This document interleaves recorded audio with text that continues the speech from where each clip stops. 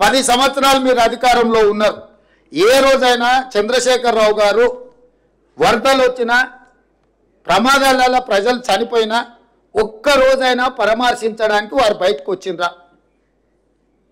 ఒక్క రోజైనా ఆ కుటుంబాల దగ్గరికి చంద్రశేఖరరావు గారు వెళ్ళిండ్రా? మీ దగ్గర రికార్డు ఉంటే తీయండి. 2014 నుంచి 2024 జనవరి వరకు చాలాసార్లు వర్షాలు, వరదలు, ప్రజలు చనిపోవడం, ప్రమాదాలు జరగడం మనం కళ్ళతో చూసినాం. చంద్రశేఖరరావు వరదలు వచ్చినప్పుడు ఏ ప్రజల దగ్గరికి వెళ్ళిండో ఒక్క ఆధారం చూపించండి. మాసాయిపేటలో రైలు కింద వాడి స్కూల్ పిల్లలు 30-40 మంది చచ్చిపోతే ఆయన సొంత నియోజకవర్గం. పసిపిల్లలు చచ్చిపోతే కూడా ఆ కుటుంబాలను పరామర్శించడానికి ఓలే. ఔటర్ రింగ్ రోడ్డు దగ్గర ఒక వెటర్నరీ డాక్టర్ని ముష్కర్లు ఎత్తుకెళ్ళి బ్రూటల్లీ రేప్ అండ్ మర్డర్ చేస్తే కూడా ఆ కుటుంబాన్ని పరామర్శించడానికి ఓలే. మానవత్వం లేని వ్యక్తిగా 10 సంవత్సరాలు ప్రభుత్వాన్ని నడిపిన మీరు ఈరోజు ప్రజలలో ఉన్న మమ్మల్ని ప్రతి క్షణం ప్రభుత్వం అప్రమత్తంగా ఉండి పనిచేస్తుంది. ఇవాళ పక్క రాష్ట్రంలో మన రాష్ట్రంలో కృష్ణా జిల్లా, ఖమ్మం జిల్లా కౌలపిల్లలాగా ఉంటాయి పక్కన పక్కన. ఒకే రకమైన వర్షము, ఒకే రకమైన పరిస్థితులు ఉంటే అవతలెంత జరిగింది నష్టం, యువతలెంత జరిగిందో ఒక అంచనా వేయండి.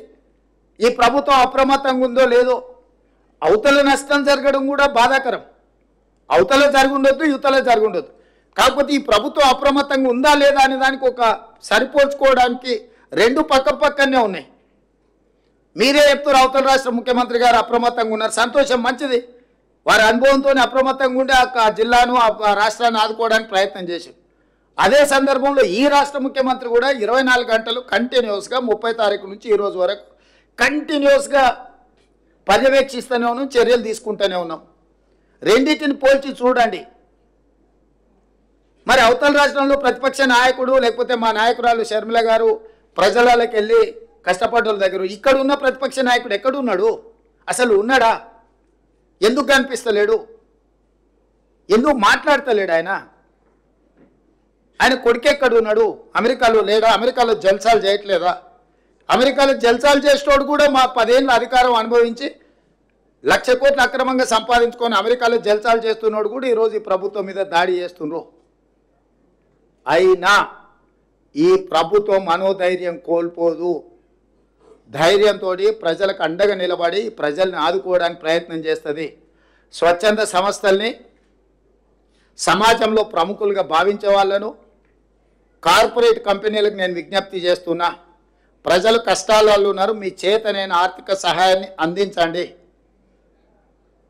మానవత్వం ప్రదర్శించాల్సిన అవసరం ఉన్నది. ఈరోజు మానవీయ కోణంలో వీళ్ళందరూ కూడా ఆలోచన చేసి చెయ్యగలిగిన సహాయాన్ని ఈ పేదలకు అందించండి.